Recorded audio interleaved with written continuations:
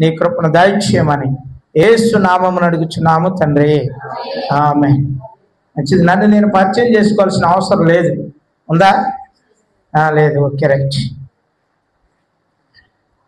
కొద్ది నిమిషాలు దేవుని యొక్క వాక్యాన్ని ధ్యానం చేద్దాం. దేవుని యొక్క వాక్యంలో అపోస్తల కార్యాల గ్రంథము 7వ అధ్యాయం, అపోస్తల కార్యాల గ్రంథము 7వ అధ్యాయము 9వ వచనాన్ని 10వ వచనాన్ని ఒకసారి చదవండి. ఆ గోత్రకర్తలు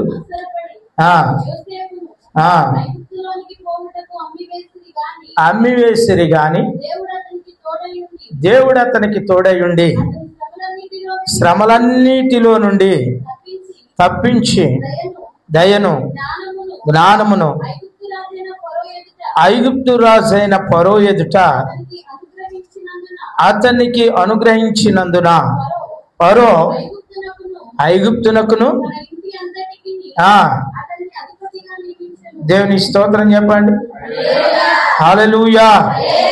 ఈ రాత్రి నేను మీతో మాట్లాడబోతున్నటువంటి అంశము, శ్రమలో తోడుగా ఉండేవారు ఎవరు? శ్రమలో తోడుగా ఉండేవారు ఎవరు? మీరు అందరూ కూడా రాసుకోగలిగితే రెఫరెన్స్లు కూడా రాసుకోండి. దేవుని యొక్క వాక్యాన్ని మనం జ్ఞాపకం చేసుకుంటే ఏసేబుతో చాలా చక్కనైనటువంటి మాట ఏసేబుని గురించి ఇక్కడ రాయబడింది. ఏమని రాయబడిందంటే, ఆ గోత్రికులందరూ ఏం చేశారు చెప్పాలి? బైబిల్ తీసారా? ఏం చేశారు ఆ గోత్రికులంతా? అమ్మా, మనకు తెలిసిన కథే. అసలు ఇంకో అప్పుడప్పుడు బుర్రకథ చెప్తారు తెలుసా? మనకు కావలసినటువంటి చరిత్ర చెప్పమంటారు. యోసేపు చరిత్ర, యాకోబు చరిత్ర ఇలాంటి. ఆ యాకోబు కుమారుడే యోసేపు. 11వ వాడు యోసేపు కలిగిన దర్శనాన్ని బట్టి యోసేపు అన్నదమ్ములు ఏం చేశారంటే గుంట్లో పడేశారు. గుంట్లో నుంచి ఏమో ఒక వర్తకుడికి అమ్మేశాడు, ఆ వర్తకుడు ఇంకొక వర్తకుడికి అమ్మేశాడు. అట్టాగా ఐగుప్తులోనికి వెళ్ళిపోయాడు. ఐగుప్తులోనికి వెళ్ళిపోయినటువంటి యోసేపు చేయకూడనటువంటి తప్పును చేయమని ఒక ఆవిడ ప్రేరేపించింది. ఆమె ఎవరో మీకు తెలుసు. ఆ ప్రేరేపించినటువంటి విధానంలో మనవడు పాపమునకు దూరంగా పారిపోయాడు. హల్లెలూయా. పాపానికి దూరంగా. నేటి దినాల్లో, నేటి సమాజంలో చాలా మంది చెప్పాలంటే 100కి 70-80 మంది అయినా పాపాన్ని ప్రేరేపించేవాళ్ళు చాలా మంది ఉన్నారు. లోకమనే పాపములో తన యొక్క స్థితిని చూసుకునే వాళ్ళు చాలా మంది ఉన్నారు. దేవుని యొక్క వాక్యం అంటుంది, పాపము నుండి దూరంగా రండి. అర్థమైందా? ఎక్కడి నుంచి? పాపము నుండి. యోసేపు పాపము నుండి దూరంగా వెళ్ళిపోయాడు. దూరంగా వెళ్ళిపోయినందున యోసేపును సరసాల్లో పడేశారు. యోసేపును సరసాల్లో పడేస్తే యోసేపుతో మరి ఇద్దరు సరసాల్లో ఉన్నారు. ఎవరాళ్ళు చెప్పాలా? మీకు అందరికి తెలుసు ఎవరాళ్ళు? పానదాయకులు, భక్షకులు. వాళ్ళల్లో ఒకడు ఉరిదీయబడ్డాడు, ఒకడు విడుదల కలిగాడు. విడుదల కలిగినటువంటి వ్యక్తి, ప్రియ దేవుని యొక్క బిడ్డరా, రాజు సముఖమున మరలా యథావిధిగా ఏం పోస్తా ఉన్నాడు? ద్రాక్షారసాన్ని పోసేటువంటి వ్యక్తితో యోసేపు అన్నాడు, అయ్యా నువ్వు బయటికి వెళ్ళినప్పుడు మరచిపోకుండా సందర్భం వస్తే నన్ను జ్ఞాపకం చేసుకో అన్నాడు. సందర్భం వచ్చింది. ఐగుప్తు రాజు అందరిని పిలిపించాడు. ఎవడో కూడా రాజు చెప్పిన కళకి భావాన్ని చెప్పకలేకపోయాడు. ఈ సమయంలో ఆ యొక్క పానదాయకుడికి జ్ఞాపకం వచ్చాడు, అయ్యా దేశంలో నలుమూలలో ఉన్న వాళ్ళందరూ పిలిచావు, చోది చెప్పండి, అది చెప్పండి, ఇది చెప్పండి. ఆ జాతకు ఆడికి తిన్నంగలేదు, నువ్వు పిలిచావు, ఏం చెప్తాడు? సోది చెప్తున్నాను. ఆడి సోది తిన్నంగా ఉంటే నీకెందుకు సోది చెప్తాడు? అసలు అందరిని పిలిచావు, ఆడన్నావు, వీడన్నావు, జ్ఞానులన్నావు, గొప్ప గొప్పడన్నావు, ఎవడో చెప్పలేకపోయాడు. కానీ నా చిన్న మనమే ఆలకిస్తావా చెప్పయ్యా అన్నాడు. యోసేపు సరసాల్లో ఉన్నాడు. యోసేపుతో మీరు మాట్లాడగలిగితే ఆయన బయటికి తీసుకొస్తే నీకు వచ్చిన కళను కలభావాన్ని చెప్తానన్నాడు. దేన్ని? కళను కలభావాన్ని.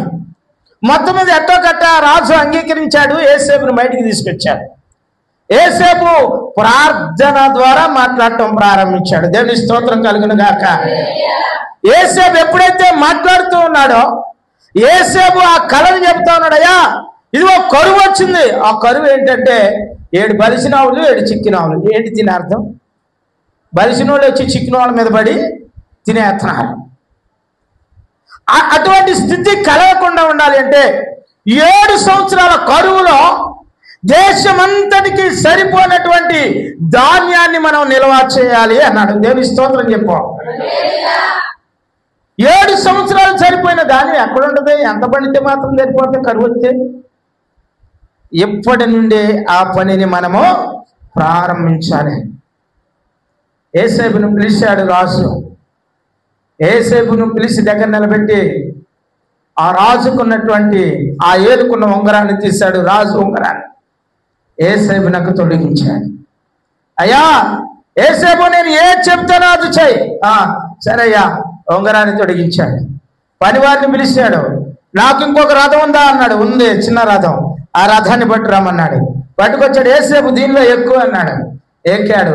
ఎక్కిన తర్వాత అక్కడ ఉన్నటువంటి ఐగుప్తు ప్రజలందరితో పొరవ మాట్లాడుతూ అంటున్నాడు, యేసేపునకు వందనాలు చెప్పండి అన్నాడు. దేవుని స్తోత్రం చెప్పండి.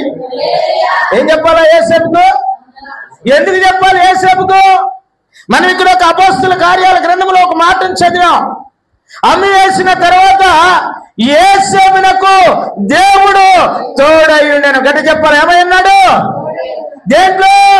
శ్రమల్లో తోడై ఉన్నాడు, ఇరుకుల్లో తోడై ఉన్నాడు, ఇబ్బందుల్లో తోడై ఉన్నాడు, సమస్యల్లో తోడై ఉన్నాడు. అన్నదమ్ముల ద్వారా వచ్చినటువంటి ఆ సమస్యకు ఎక్కడికి వెళ్ళినా సమస్య. ఈ రాత్రి నేను మీతో చెప్తున్న మాట ఏంటంటే, ఏ కుటుంబంలో ప్రార్థన ఉంటుందో ఆ కుటుంబంలో తప్పనిసరిగా సమస్య ఉంటుంది, శోధన ఉంటుంది. దేవుని స్తోత్రం చెప్పు. ఉంటుందా ఉండదా? మీరు ఎవరు అంట్లా మరి మీరు మాట్లాడకపోతే నేను ఒక్కడ నడుచుకుని పోవడానికి వచ్చాను అనుకుంటున్నారేంటి? ఉంటుందా ఉండదా? నాకు శ్రమ వచ్చిందండి అని కొంతమందికి వెళ్ళి చెప్పుకుంటా ఉంటాం కదా. ఎందుకు నీకు శ్రమ వచ్చిందో తెలుసా? నువ్వు పరిపూర్ణంగా ప్రార్థన చేస్తున్నావు కాబట్టి సాతాను గాడి శ్రమను ఖచ్చితంగా మన దగ్గర ఉంచుతాడు. ఏబుకు శ్రమ ఎవరి వల్ల కలిగింది కదా? ఏమేం చేసేవాడు? మీకు తెలియదేంటి? మీ అంత మోస్ట్ సీనియర్ విశ్వాసులు ఎవరు లేరు అసలు, లేరా? అవునా కదా? ప్రార్థన చేస్తున్నాడు, అటు ప్రార్థన చేయకూడదు. శ్రమ కలిగితే ప్రార్థన మర్చిపోయి దేవుని విడిచిపెట్టి నా వైపు తిరుగుతాడు అనుకున్నాడు 10 మానవుడు. కానీ జ్ఞానము కలిగినటువంటి దేవుడు, కృప కలిగిన దేవుడు ఏబునకు తోడై ఉన్నాడు. దేవుని స్తోత్రం. ఏబు ఏ రోజు ఎప్పుడు ఎక్కడ ఎలా శ్రమ వచ్చిందంటే, ముందు తనకున్నటువంటి ఆస్తి ఎంత పోయింది, పనివారు పోయారు. అక్కడ ఒకటి తప్పించుకొని వచ్చాయా, మన అన్నీ పోయినాయి అయ్యా. ఆయన అంటాడు, అన్నీ ఇచ్చిన తండ్రి అన్నీ తీసుకొని ఐ డోంట్ కేర్, నేను బాధపడాల్సిన అవసరం లేదు.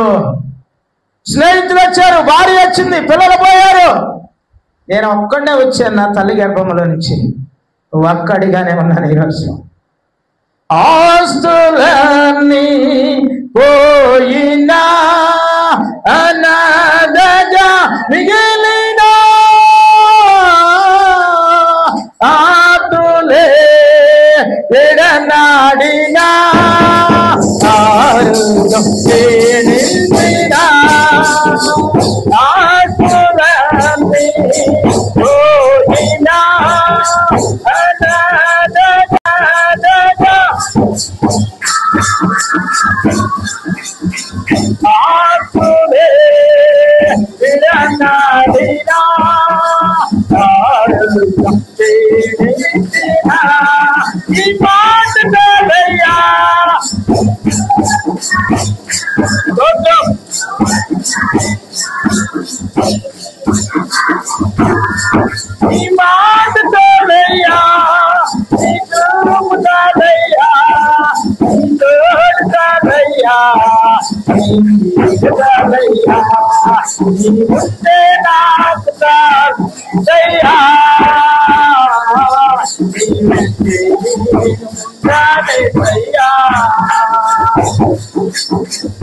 ఎవరున్నారంట? నీవుంటే నాకు చాలు. ఎంతమంది వస్తే ఉంది, ఎంతమంది పోతే ఉంది. భార్య పోయింది, దూషించింది, వెళ్ళిపోయింది, మళ్ళీ రాక తప్పిందా? తప్పిందా తప్పలేదా? వచ్చిందా రాలేదా? చెప్పరావండి. మీరు అందరికీ పోగొళ్ళు అని ఉండారేలా? మార్తమ్మ గారు అని మీ పేరు కాదా? మాకు తెలిసిన మార్తమ్మ గారు కూడా కామెట్టాగే ఉంటుంది ఈ ఊళ్ళో. దేవుని స్తోత్రం చెప్పు. మీరే ఎవరన్నా మోగోళ్ళు ఉన్నారా? లేరుగా. ఓకే. ఇప్పుడు భార్య విడిచిపెట్టి వెళ్ళిపోయింది, రాక తప్పిందా? కొంతమంది అంటారు నువ్వు చచ్చినా నేను రానంటారు. చచ్చిన తర్వాత ఆటోమేటిక్గా వచ్చేస్తాను. వస్తారావా? నువ్వేం చేసినా సరే నేను రాను, నీ మొహమే చూడను. వాడు అంటాడు అరే నేను లెగితే మంచోడు, నువ్వు లేచేది లేదు, ఇది మంచోడు అయ్యేది లేదు. ఇంకోడు అంటాడు నేను సచ్చిన దాకా నిన్ను క్షమించాను అంటాడు. సత్యాన్ని నువ్వు క్షమించేదేముంది కదా? మనం కొన్ని విషయాలు తెలుసుకొని మాట్లాడాలన్నమాట. ఆమె వెళ్ళిపోయింది, మరలా తిరిగి రాకుండా ఉందా? దూషించింది, వెళ్ళిపోయింది. స్నేహితులు వచ్చారు, మా ముగ్గురే అసలు అతనికి స్నేహితులు, కానీ నాలుగోవాడు ఒకటి వాళ్ళు అలా దూరాడు. నలుగురు కలిసి దూషించారు, వెళ్ళిపోయారు. వెళ్ళిపోయిన తర్వాత రాకుండా మానేసారా? మనతో కూడా కొంతమంది స్నేహితులు ఉంటారమ్మో, జాగ్రత్తగా ఉండండి. ఆ స్నేహితులు వేరు, ఈ స్నేహితులు వేరు. వీళ్ళందరేమో మన వెనకాల గొయ్యి తీస్తూ ఉంటారు. వాళ్ళేమో మరలా తిరిగి తన యొక్క స్నేహితుడి దగ్గరికి వచ్చిన ఆయన అంటాడు నేను ఎలాగొచ్చానో ఈ లోకంలోనికి అలాగే వెళ్ళిపోతాను, నాకేమి ఇబ్బంది లేదు. భార్య పోయినా, ఆస్తి పోయినా, పాస్తులు పోయినా, పిల్లలు పోయినా, ఎవరు ఉన్నా లేకపోయినా నా తల్లి గర్భంలో నుండి నేను ఒంటరిగా వచ్చాను, ఒంటరిగానే మిగిలాను, ఒంటరిగానే పోతాను. దేవుని స్తోత్రం. కానీ ఈ పోయే ముందు యోబు దేవుణ్ణి హృదయములో చేర్చుకున్నాడు. దేవుని స్తోత్రం. ఎక్కడ చేర్చుకున్నాడు? అందుకని అప్పుడప్పుడు మనం పాడుతూ ఉంటాం హృదయమన్యుడు తలుపును. ఎన్నిసార్లు కొట్టించుకుంటావు హృదయాన్ని ఇట్టాక? ఎన్నిసార్లు చెప్పు. మనం పాడుతూ ఉంటాం హృదయమన్యుడు తలుపునొద్ద యేసునాథుండు నిలసి సదయుడగుచు తాటుచుండు. దేన్ని తట్టేది? నీ హృదయాన్ని తడుతున్నాడు, నీ మనసును తడుతున్నాడు. ఎన్నిసార్లు ఒట్టక నుంచి క్రైస్తవం. నేను పోయినసారి వచ్చాను, గుర్తుందా మీకు అందరికీ? వచ్చినప్పుడు ఏం వాక్యం చెప్పా? ఏదో చెప్పావులే గారు, ఇప్పుడు ఎక్కడ సంవత్సరం అయింది కదా. దేవుని కొరకు మనం కనిపెట్టుకుని ఎదురు చూడాలి. 40వ కీర్తన 1వ వచనంలో ఉంటుంది అన్నమాట. ఆ వాక్యాన్ని చెప్పాను, గుర్తుపెట్టుకోవాలా, పదును పెట్టాలా మైండ్కి. ఇక్కడ దావీదు ప్రియ దేవుని యొక్క బిడ్డరా, యేసేపు, యోబు ప్రార్థనలో దేవుని వైపు కనిపెట్టుకొని ఎదురు చూశాడు. అందుకనే దేవుడు వారికి తోడై ఉన్నాడు. తోడై ఉన్నాడా లేదా? మీరు చదివిన మాటలో యేసేపును అమ్మివేసిరి, దేవుడు అతనికి ఎన్ని శ్రమలు వచ్చినాయి అక్కడ రాయబడింది. ఎన్నో శ్రమలు వచ్చినాయి. అందరూ విడిచిపెట్టినా, ఎవరు విడిచిపెట్టినా విడిచిపెట్టకపోయినా యేసయ్య విడిచిపెట్టే దేవుడు కాదు. నిజంగా మనవాళ్ళు చాలా మంది, మనవాళ్ళు అన్నాను అంటే నేను కూడా మీకు సంబంధించిననే కాబట్టి, మనవాళ్ళకి చాలా మందికి ప్రార్థన ఎప్పుడు గుర్తొస్తుంది? ఇప్పుడురా నేను చెప్పిన వాళ్ళకే శ్రమ వచ్చినా రాకపోయినా ప్రార్థన ఉంది, తెలుసా? ఉందా లేదా? చేసేదా చేయలేదా? మనవాళ్ళకి శ్రమ వచ్చే ప్రార్థన, బాధ వచ్చే ప్రార్థన. ఒకవేళ అయ్యగారికి ఆ రోజు కుదరకు రాలేదనుకో, అయ్యగారు మా ఇంటికి ఎందుకు వస్తాడేక? మీరందరూ మంచోళ్ళమ్మా, మీకు వందనాలు. నన్నైతే అలాగే పొడుతున్నారు. మా ఇంటికి ఎందుకు వస్తాడంటే నీకు కుదరొచ్చు, కుదరకపోవచ్చు.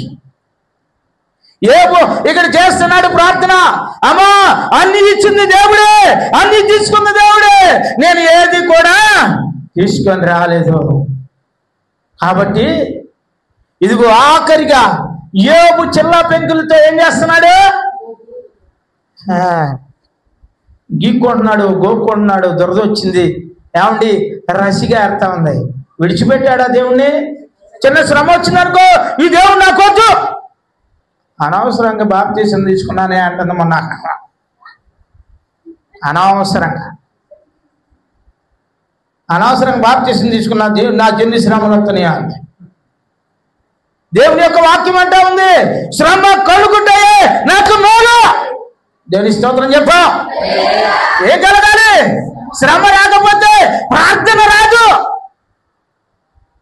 అందుకనే కదా అపోస్తలుడైన పౌలు అంటాడు, అయ్యా ఒక ముళ్ళు నుంచు, ఒకవేళ తిని తాగి మర్చిపోతానేమో. మన వాళ్ళకి అవసరం తీరిపోతే దేవుడితో ఇక పని లేదు తెలుసా. రాగం తగ్గితే దేవుడితో పని లేదు. కుటుంబంలో మంచి ఇల్లు కట్టారనుకోండి, మంచి ఉద్యోగం వచ్చిందనుకోండి, మంచి విధానాలు ఉన్నాయనుకోండి, దేవుడితో పని లేదు. నేను చెప్తాను, ఈ రాత్రి నీకు అవసరం ఉన్నా లేకపోయినా ప్రతిదినము దేవుడు నీకు తోడుగా ఉండాలి. హల్లెలూయా. ఉండాలా వద్దా? ప్రతిదినము దేవుడు తోడుగా ఉండాలి. మీరు ఒకసారి 91వ కీర్తనకి వెళ్ళండి. 91వ కీర్తన 15-16 వచనాలు మాత్రమే చదవండి త్వరగా.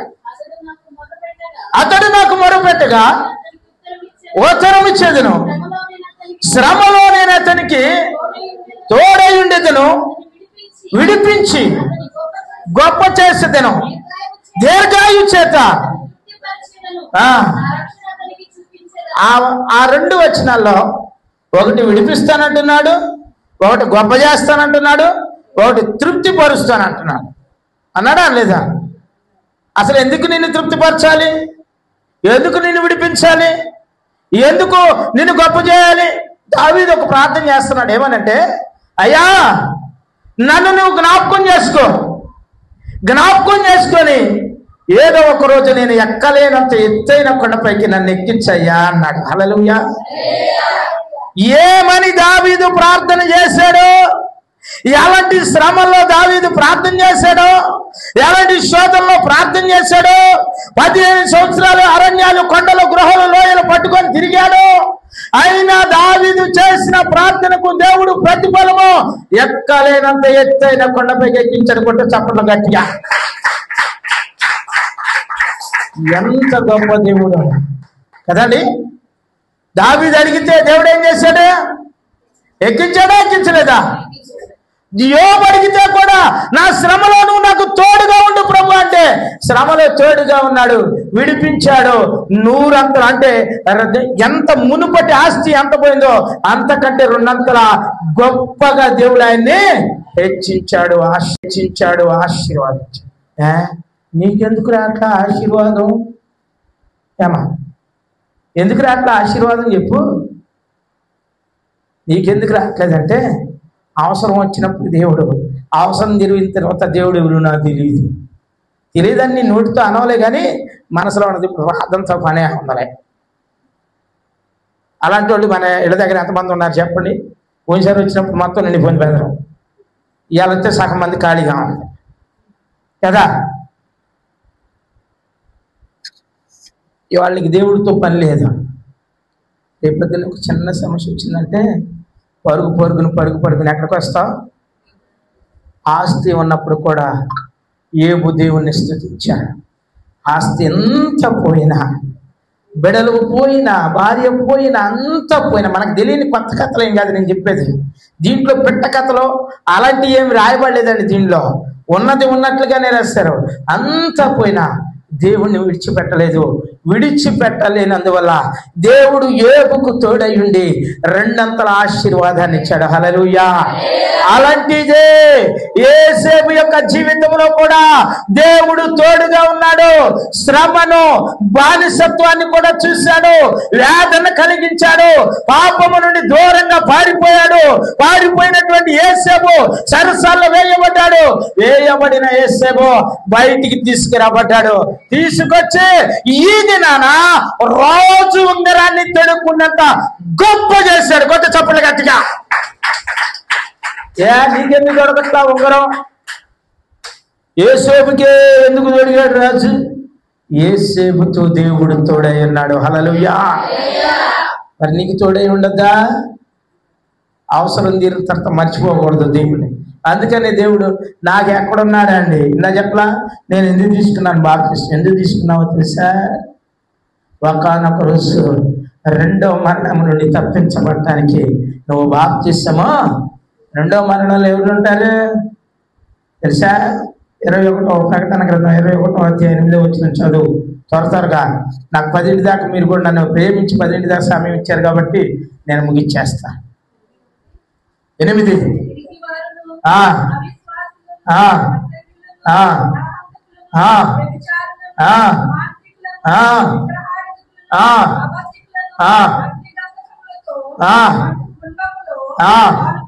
పాలు పొందుతురు. ఇది ఏ మరణం? ఇది ఈ రెండవ మరణంలోనికి వెళ్లకుండా ఉండటానికి నువ్వు దేవుని దగ్గర విశ్వాసంతో నమ్మకత్వంతో రక్షణలోనికి నడిపించి మారు మనసు పొంది పాప క్షమాపణ ద్వారా బాప్తిసం తీసుకొని ఆదివారం రోజు ప్రభు బలలో నమ్మకంగా చేయి వేస్తూ ఉంటావు. అప్పుడే ఆ రెండో మన ఎంతమంది 8 క్వాలిటీస్ కలిగిన వాళ్ళు ఉన్నారు అక్కడ. ఎలా తాగొద్దురా బాబు మానరంటే నేను మాన్ను. అమ్మా ఇది తప్పురా, ఈ పని చేయకూడదు తల్లిగా అంటే ఏంటి ఆయనకి చెప్పేది? ఆయన చెప్పిన కాడిని చెప్తే అంట. దేవుని యొక్క బిడ్డ, మనం ఎప్పుడైతే అవిధేయతను మనలో నుంచి తీసివేసుకుంటామో అప్పుడు యేసేపునకు తోడైన దేవుడు మనకును తోడైనట్టు. యేసేపుకి ఎందుకు వందనాలు చెప్పారు చదవండి. అక్కడ రాయబడింది ఆదికాండం 41వ అధ్యాయం 41వ వచనం. 41వ అధ్యాయం 41వ వచనం. ఆదికాండము 41వ అధ్యాయం.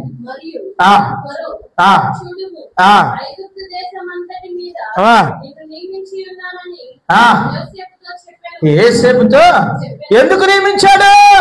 నా చెప్పా కదా, యేసేపు రోజుకు కలిగిన కళను కలభావాన్ని చెప్పాడు. ఎవడ వల్ల కాల ఎవరు చెప్పలేకపోయారు. ఏం చేయలేవు. ఎంతమందినో పిలిచాడు. నలుమూలల నుండి దేశ నలుమూలల నుండి పిలిచాడు. ఎవరు వాళ్ళ కాల ఈ యేసేపు ఇదిగో పనికిరానటువంటి యేసేపు అనుకొని, ఈ పాపాన్ని అనుకొని, లేకపోతే ఇంకోటి అనుకొని ఈ నెట్టొకటి సరసాల్లో పడేయాలని పడేస్తే యేసేపు సరసాలలో కూడా ప్రార్థన చేస్తా ఉన్నాడు. దేవుని స్తోత్రం. ఎక్కడున్నా ప్రార్థన మర్చిపోకూడదు. అడావుడిగా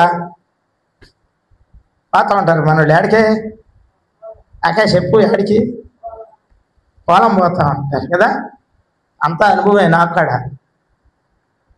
మాదేమో సిటీ కాదు, నేను పక్కా పల్లెటూరు నుంచి వచ్చా. మా ఊరికి వెళ్ళాలంటే మీరు 100 కిలోమీటర్లు పడుతుంది. నాకు కూడా తెలుసు పని అంటే ఏంటో తెలుసు, భారం అంటే ఏంటో తెలుసు, బాధ అంటే ఏంటో తెలుసు, శ్రమ అంటే ఏంటో కూడా తెలుసు. అందుకనే దేవుడు నా శ్రమలో నాకు తోడైండి ఇంత గొప్పవానిగా ఇచ్చాడు. దేవుని స్తోత్రం. ప్రియ దేవుని యొక్క బిడ్డలారా, ఆ సమయంలో కూడా ఖాళీ దొరకట్లేదు అంటున్నావు కదా. నేను ఎక్కడ ఖాళీ ఉంది అయ్యారు అంటున్నావుగా, ప్రార్థనకి రావట్లేదంటే అందుకని చెప్తున్నా. ఇదిగో ఈ టవల భుజం మీద వేసుకొని కూడా ప్రభువా నీకు స్తోత్రమయ్యా, నువ్వు నన్ను లేవనెత్తావు. ఈ దినము ఇదిగో జనులతో కలిసి పని చేసుకునే భాగ్యాన్ని ఇచ్చావు, పూట గడుపుకునే భాగ్యాన్ని ఇచ్చావు. పొట్టను నా తండ్రి ప్రభా ఇదిగో ఆకలితో ఉంచకుండా నా పక్షాన కృప చూపిస్తున్న దేవా, నాకు తోడై ఉన్న దేవా అని ప్రార్థన చేసుకుంటూ నువ్వు పరిగెత్తి నీ తోటి వారితో పనికి వెళితే అప్పుడు కూడా దేవుడు నీకు తోడై ఉంటాడు. ఆమేన్. అందుకని ప్రార్థనను మర్చిపోకూడదు. ఎందరో వీరులు ఉన్నారు ప్రార్థన. విశ్వాస వీరుల జాబితా ఎక్కడ రాయబడింది? ఎక్కడ? హెబ్రీయులకు రాసిన పత్రిక. అనుమానం ఎందుకు? అనుమానం పుట్టాకే మనిషి పుట్టిందంటే అందుకనే మనకి వచ్చింది జబ్బు. అనుమానం రాకూడదు ముందు. హెబ్రీయులకు రాసిన పత్రికలో విశ్వాస వీరుల జాబితా ఉంటుంది. వాళ్ళు నడిచిన విధానంలో అబ్రహాము ఉన్న విధానాన్ని బట్టి అబ్రహాము నీతిమంతుడిగా చేయబడి దేవుడు అతని పక్షాన గొప్ప కార్యాన్ని. ఇప్పుడు అబ్రహాముకు తోడేలేడా? అబ్రహాము దాటిపోతున్నారు. ఎవరు దాటిపోతున్నారు? దేవదూతలు దాటిపోతుంటే అబ్రహాం ఏం చేశాడు? పరుగు తీసాడు వెనకాల. ఇది మర్చిపోబాకండి. అబ్రహాం వెనకాల ఈ దేవదూతల వెనకాల అబ్రహాం పరిగెత్తుకెళ్ళాయా? ఏ అల్పుడనైనా జీనుడనైనా నన్ను దాటిపోవటం మీకు ఏమైనా న్యాయంగా ఉందా? వీరి వెంటనే వారు అబ్రహాంతో కలిసి తన ఇంటికి వచ్చారు. అబ్రహాం ఏం చేశాడో తెలుసా? కడుక్కోవటానికి, కాళ్ళకి కడుక్కోవటానికి నీళ్లు ఇవ్వాలంతా నా రమణుళ్ళు. అయ్యగారు దారిలో కనపడ్డా, ఇంకా అయ్యగారు మా ఇంటికి రాండి అని పిలవరు తెలుసా. కొంతమంది అమ్మలో ఇష్టం ఉంటే వందనాలు చెప్తారు, ఇష్టం లేకపోతే వందనాలు కూడా చెప్తారు.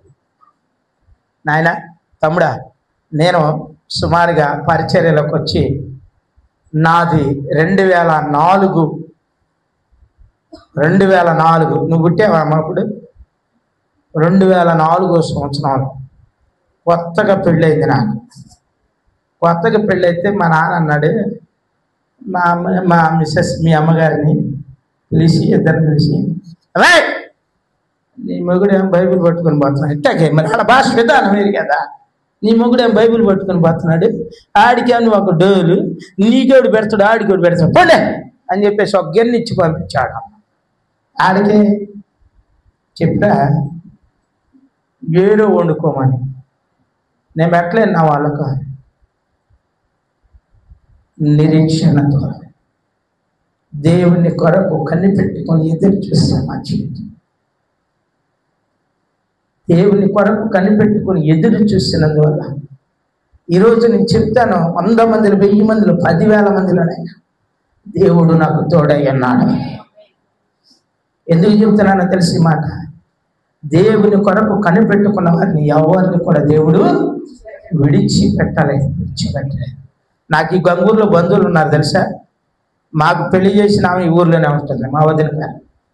అమ్మకి తెలుసా మనకు విశ్రాంతమ్మ, రాజపూడి విశ్రాంతమ్మ తెలీదా? చాలా మంది తెలిసినట్టే ఉన్నారు, కానీ ఏంటో నేను తెలియదు అన్నట్టు చెప్తున్నారు. రాజపూడి విశ్రాంతమ్మ మోహన్ రావు అని కట్ట మీద పవర్ ఆఫీస్, మీ చర్చి దాటి లోపలికి వెళ్తుంటే అక్కడ ఉంటారు. మా పెళ్లి చేసింది వాళ్ళు. ఆ ఊరు అప్పుడు నేను ఈ ఊరు వచ్చేటప్పుడు అసలు ఈ ఊరు ఎక్కడ ఉందో ఏంటో తెలియదు. ఇప్పుడు ఈ ఊరే నాకు సొంతం అయిపోయింది. దేవుని స్తోత్రం కలుగునుగా. దేవుణ్ణి నమ్ముకున్న బిడ్డలను ఎప్పుడు ఎక్కడ నేను ఉద్యోగం కోసం కనిపెడతా ఉన్నాను. ఉద్యోగం కోసం కనిపెట్టేటప్పుడు ప్రార్థన చేశాను. పోస్ట్ ఆఫీస్లో పోస్ట్ మ్యాన్గా ఉద్యోగం వచ్చిందండి. ఏంటయ్య గారు 10వ తరగతి చదివితేనే వచ్చింది అంటే, కాస్త తర్వాత చదివాలి అప్పట్లో. ఇప్పుడు డిగ్రీ చదువుకున్నా చక్కగా. ఉద్యోగం చేస్తూ దానికోసం కనిపెడుతున్న సమయం ఎంతోమంది పోటీ పడుతున్నటువంటి తరుణంలో మా పాస్టర్ గారు ఒక మాట ఇచ్చారు, నీ విశ్వాసాన్ని బట్టి దేవుడు నీకు సహాయం చేస్తాడు అన్నాడు. దేవుని స్తోత్రం కలుగునుగా. ఉద్యోగం వచ్చింది. 4 సంవత్సరాలు ఉద్యోగం చేశాను. ఒకరోజు ఉపవాస పూటలు జరుగుతున్నాయి. ఉపవాస పూటలు జరుగుతుంటే ఇలాగే ప్రార్థనలోకి వెళ్ళి కూర్చున్నాను. కట్టిక ఉపవాసం ఉన్నాను, మీరు నమ్మండి నమ్మకండి. 3 దినాలు కట్టిక ఉపవాసం ఉన్నాను. ఉపవాసం ఉండి ఆ ఉపవాస ప్రార్థన అనంతరం బాప్తిస్మం, నేను నిన్ను ఎప్పటి నుంచో పిలుస్తున్నా, నువ్వు నా మాట లెక్క చేయట్లా, నా మాట నువ్వు లెక్క చేయట్లా, తర్వాత చాలా ఇబ్బంది పడతావు చూడు అని చెప్పేసి ఒక స్వరాన్ని నేను విన్నానండి. ఆ స్వరాన్ని బట్టి నేను దేవుని వైపు కన్నులెత్తి చూశాను. ఆ దినమున నేను బాప్తిస్మం తీసుకున్నాను. బాప్తిస్మం తీసుకుని అయిపోయిన తర్వాత ప్రియ దేవుని యొక్క బిడ్డలారా, కొన్ని రోజులకి ప్రభు పరిచర్య కొరకు నన్ను పిలిచాను. పరిచర్య కొరకు పిలిస్తే ఇప్పుడు చెప్పాగా ఎంత బతకాలా, పెళ్ళయిందిగా. నాకే పెట్టోళ్ళు లేరు, నాకే పెట్టోళ్ళు లేరు. నా పని ఏంటంటే బైబిల్ అయాల డొక్కు సైకిల్, ఇవాళ కొత్త బండి, మీరు ఏరివేషన్ చూసుకోవచ్చు. భవిష్యత్తులో దేవుడు మంచి కారు ఇవ్వబోతున్నాడు. ఒక ఆయన ప్రార్థన చేసి, అయ్యగారు మీరు కారు కొంటున్నాడా ఏంటో నాకే రాలేదు ఆలోచన అనుకున్నా. దేవుని యొక్క వాగ్దానం అది. ప్రియ దేవుని యొక్క పిల్లలు, ఈ బైబుల్ని ఇలాగే పట్టుకొని ఆ సైకిల్ మీద పెట్టుకుని వెళ్ళాను. మళ్ళీ ఇలాగే పట్టుకొని వచ్చాను. ఏమీ లేదు చెప్పాను. ఇంటికి వస్తే ఖాళీగా ఉన్నాను. మా అమ్మ గొప్పది ఎంతైనా, అంటే నాన్న గొప్పోడు కాదని చెప్పట్లేదండి. నాన్నకున్న క్వాలిటీస్ నాన్నకుంటాయి. అమ్మ గొప్పది కదా. చెంగు చాటును ముసుకేసుకొని ఇలాగా ఒక గిన్నెలో అన్నం పెట్టుకొని మా నాన్న కనపడకుండా ఇటు పక్క మా నాన్న పడుకుంటే ఈ పక్కన పెట్టుకుని ఇటు తిరిగి వచ్చేది. ఆ పిల్లడు వచ్చాడో రాలేదో చూసి వస్తా ఇంట్లోకి వెళ్ళి అనుకుంటూ వచ్చేది. ఏం చేయడానికి? ఈడు ఎక్కడో పోయాడు ప్రార్థనకి, ఆడొస్తాడు, ఆడి వస్తాను నువ్వు అంటా ఉంటాడు. ఆయన దోంతరలో నుంచి లేచి వచ్చేసరికి మా అమ్మగారు తెచ్చిన గిన్నె ఇంట్లో పెట్టి వెళ్ళిపోయేది. దేవుని యొక్క చెప్పేది ఏంటంటే, దేవుణ్ణి నమ్మిన మనుషులను ఎప్పుడు కూడా దేవుడు విడువడు, ఎడబాయడు. ఆ సమయంలో కూడా ప్రియదేవుని అంటున్నాను, మేమిద్దరం బతకటమే చాలా కష్టం. నేను ఇంకో పని చేస్తా తెలుసా, టైలరింగ్ చేస్తా. పల్లెటూరులో డబ్బులు ఇవ్వరు. కుట్టామనుకో ఈ అమ్మాయికి, కుట్టాలే మారావుగా, ఇస్తాంలే ఆగరాదు, ఇచ్చోడు కాదు. అలాంటి పరిస్థితుల్లో ఈరోజు ఈ ఊరు వచ్చి నేను 8 సంవత్సరాలు అవుతుంది. 8 సంవత్సరాలు. అంతకుముందు కూడా ఎక్కడ పరిచర్య చేసి, నేను సిఎస్ఐ పాస్టర్ గాను కదా, నన్ను మారుతూ ఉంటారు అక్కడికి. ఇది 5వ ఊరు. నేను 5వ ఊరు 8 సంవత్సరాలు ఉన్నాయి. ఏంటో ఆ ఊరు 3 సంవత్సరాలు 4 సంవత్సరాలే. ఇక్కడికి వచ్చి 8 సంవత్సరాలు. ఈ 8 సంవత్సరాలలో దేవుని యొక్క హస్తము యేసేపుకున్నట్లుగా నాకున్నది. హల్లెలూయా. ఎంతమందిలోనే నేను కాదు, నేను వెళ్ళిపోయాక మీ అయ్యగారిని అంటాను నా గురించి. అప్పుడప్పుడు చెప్తారు, పెళ్లి సంబంధానికి వెళ్తారు కదా, అక్కడ అడుగుతారు, ఈ అబ్బాయి మంచోడేనా అని అడుగుతారు కదా. నేను వెళ్ళిపోయాక ఆయన అడిగి చెప్తాను. యేసేపు దేవుణ్ణి నమ్మాడు, యేసేపునకు దేవుడు తోడై ఉన్నాడు. ఎంత గొప్పవాడు అంటే, యేసేపు తండ్రి అయిన యాకోబునకు దేవుడు ఎలా తోడుగా ఉండి ఈ అబ్బోకు రేవు దగ్గర దేవునితో పెనుగులాడుతున్నప్పుడు ఆయనను ఆశీర్వదించి, ఆయనను బలపరిచి, పేరు మార్చి గొప్పవానిగా చేశాడు. అదే క్రమంలో యేసేపును కూడా ఆశీర్వదించాడు. నేను చెప్తాను దీనికి, శ్రమలో నువ్వు తట్టుకొని నిలబడు ప్రార్థనలో. ఆమేన్ చెప్పు. ఏంది, ఎక్కడ నిలబడాలా? శ్రమలో తట్టుకొని నిలబడు. శ్రమ వచ్చిందని ప్రార్థన మానేయొద్దు అమ్మలారా. శ్రమ వచ్చిందని అయ్యగారిని వదిలిపెట్టొద్దు. శ్రమ వచ్చిందని సంఘాన్ని విడిచిపెట్టద్దు. బాగా అలవాటైనటువంటి పద్ధతి ఏంటంటే, శ్రమ వచ్చిందని చాలా మంది ఈ సంఘంలోకి వెళ్తే శ్రమ వచ్చిందని వదిలిపెట్టి వెళ్ళిపోతారు. అయ్యగారి నేను చర్చిని కూడా వదిలిపెట్టి వెళ్ళిపోతారు. ఇక్కడ వచ్చిన శ్రమ ఇంకోసారి రాదా? తలకాయ పోవద్దు, మాట చెప్పు. ఇక్కడ వచ్చిన శ్రమ ఇంకోసారికి వెళ్ళ వచ్చింది. ఇక్కడ చేసే ప్రార్థన అక్కడ కూడా చేయాలి. ఇక్కడ తోడై ఉన్న దేవుడే నువ్వెక్కడికి వెళ్ళినా తోడై ఉంటాడు. దేవి స్తోత్రం. యేసేపుకు ఇంటి దగ్గర ఆ కళ దర్శనము కలిగినప్పుడు, అన్నయ్యలారా మీరందరూ నాకు నమస్కారం చేస్తున్నారు అన్నప్పుడు, ఈడొక్కడే నిలబడి ఉన్నాడా, ఈడెంత పోటుగాడా అని చెప్పేసి యేసేపు మీద దౌర్జన్యం చేసి శ్రమకు గురి చేసినటువంటి వాడు, ఈ శ్రమలు ప్రారంభం నుంచి వచ్చాయి. ఐగుప్తులోనికి వెళ్ళినా కానీ పోలేదు. అంటే యేసేపు ఏం చేస్తున్నాడు? ప్రతిదినం ప్రార్థన చేస్తున్నాడు. శ్రమ ఎందుకు పోతాం మరి? ప్రార్థన జడగొట్టడానికే శ్రమ ఉంది. సాతాను ఎందుకున్నాడో తెలుసా? నీ మంచి జీవితాన్ని పాడు చేయడానుకున్నాడు. దేవునితో కూడా అంటున్నాడు, నేను చెప్పిన మాట వింటే ఇదంతా మీకే ఇస్తున్నా. ఆయన ఇచ్చే స్థితిలో ఉన్నాడు, నువ్వు తీసుకునే స్థితిలో ఉన్నాడు. దరిద్రుడా. ఎవరో సాతాను గాడి దరిద్రుడు. అది చెడగొట్టేవాడు బాగు చేశాడు. అందుకని పట్టు విడవకుండా ప్రార్థన చేయాలి. అప్పుడు యేసేపునకు దేవుడు తోడై ఉన్నట్లుగా నీకు కూడా, ఇందా చెప్పామే దావీదు కీర్తనలో, నా శ్రమలో ఆయన నాకు తోడై ఉండి దీర్ఘాయువు చేత ఆయన రక్షణ చూపించి తృప్తి కదా. రక్షణ ఇచ్చాడా ఇవ్వలేదా? మరి ఆయన రక్షణ నీకు ఉండాలిగా. ఉండాలంటే నువ్వేం చేయాలా? నువ్వు తృప్తిపరచబడాలంటే ప్రార్థన చేయాలి. శ్రమలో నుంచి విడిపించాడు. ఎక్కలేనంత ఎత్తైన కొండపైకి గొప్పగా ఎక్కించాడు. ఇప్పుడు దీర్ఘాయువు చేత తృప్తిపరుస్తున్నాడు కదా. దీర్ఘాయువు చేత ఏం చేస్తున్నాడు? తృప్తిపరుస్తున్నావు. నువ్వు కూడా తృప్తిపరుస్తున్నావా? తిరగబడుతున్నావా అమ్మ దాని మీద? చెప్పండి. నా ఆఖరి మాటలు. ఈసారి ఎప్పుడైనా వస్తే మీ అయ్యగారికి చెప్తానే, నేను నాకు ప్రార్థన లేనప్పుడు గెలవమని చెప్తాను. అవునా? నీ శ్రమలో దేవుడు నీకు తోడుగా, నిన్ను దేవుడు తృప్తిపరుస్తున్నాడు. తృప్తిపరచబడుతున్నా. నువ్వు తిరగబడుతున్నావా? ప్రార్థన చేస్తున్నావా? చెప్పాలి. చెప్పకపోతే నేను ఆమెను అన్నాను. ఆమెను అనుకుంటుంటే ప్రార్థన ఎప్పుడు దాకా ఏం జాబు తెలుసుగా. ఆమెనంటే అయిపోతాయి. ఆమెను అనుకుంటే సందగారి దాకా ఉండదు. అవునా కదా? మరి నువ్వు నీ తల్లిదండ్రులను ప్రేమించడం నేర్చుకో, నీ తోటి వారిని ప్రేమించడం నేర్చుకో, నీ సంఘాన్ని సేవకుల్ని ప్రేమించడం నేర్చుకో. నిన్ను దేవుడు తృప్తిపరుస్తాడు. దీర్ఘాయువు చేత యేసేపునకు, యోబుకు, ఏమంటే దానియేలు మీద కూడా కుట్ర వచ్చింది. ఏంటది? ప్రార్థన చేస్తుంటే ప్రార్థన చేయొద్దని ఒకడు కుట్ర కదా. మరి అప్పుడు కూడా దేవుడు ఏం చేశాడు? చూడే ఉన్నాడు కదా. ప్రార్థనలో ఏముందంట అమ్మా? ప్రార్థనలో ఏముంది? బలము, శక్తి. దేవుని స్తోత్రం కలుగునగాక. మిమ్మల్ని చూస్తుంటే నాకు చాలా ముచ్చటేస్తుంది. అది మోహన్ ముసలమ్మ గారు, ఈ ముసలమ్మ గారు, ఎందుకంటే ఈ వయసులో కూడా వాక్యం కొరకు కనిపెట్టుకొని ఎదురు చూస్తున్నారు. అందుకనే మిమ్మల్ని చూస్తుంటే ముచ్చటేస్తుంది. పరిశుద్ధ గ్రంథంలో ఒక మాట ఏమంటే, వారు దేవుని దాసుని కొరకు ఎదురు చూసిరి. ఎక్కడ? అపోస్తల కార్యాల గ్రంథం 10వ అధ్యాయంలో. మీరేం తీయొద్దు, మూసి మళ్ళీ డీటెయిల్గా లేట్ పట్టింది. అపోస్తల కార్యాల గ్రంథంలో 10వ అధ్యాయంలో కొర్నేలితో మాట్లాడుతా దేవుడు ఒక సమాచారాన్ని పంపుతాడు. ఇదిగో నీ కొరకు ఒక దేవుని సేవకుడు ఉన్నాడు అంటే, ఆ దేవుని సేవకుడి కొరకు ఎవరు ఎదురు చూస్తున్నారు?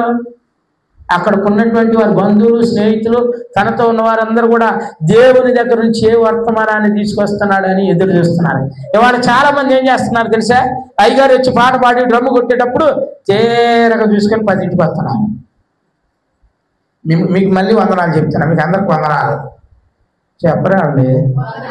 ఎందుకు చెప్పండి? నేను వచ్చిందాక మీరు ఎదురు చూస్తున్నారు. అందుకనే నాకు తోడై ఉన్న దేవుడు మీకును తోడై ఉంటాడు, మీ కుటుంబాలకు తోడై ఉంటాడు, మీ గృహానికి తోడై ఉంటాడు. మీ ప్రార్థనలో మీరు ఏది కోరుకుంటున్నారో దాన్ని మీకు కలగజేస్తాడు. ఆమేన్ చెప్పు. ఉద్యోగం కొరకు ఎదురు చూస్తున్నావా? దేవుడు ఖచ్చితంగా నీకు ఉద్యోగం ఇస్తాడు. వివాహం కొరకు ఎదురు చూస్తున్నావా? దేవుడు ఖచ్చితంగా తన కాలము చొప్పున, ఈ రోజు అని నేను చెప్పలేను కానీ తన కాలము చొప్పున దేవుడు ఖచ్చితంగా దాన్ని మీకు జరిగిస్తాడు. అందుకనే దేవుణ్ణి విడిచిపెట్టక ప్రతిదినము ప్రార్థన చేసుకుంటూ హృదయంలో చేర్చుకొని వాక్యాన్ని, ఒక 4 విషయాలు నేను ముందు మీకు కూడా చెప్పా, మరలా గుర్తు చేస్తున్నా. ఎప్పుడు హృదయంలో వాక్యాన్ని మాత్రమే ఉంచుకోండి. ఏముంచుకోవాలా? వాక్యాన్ని ఉంచుకోవాలి.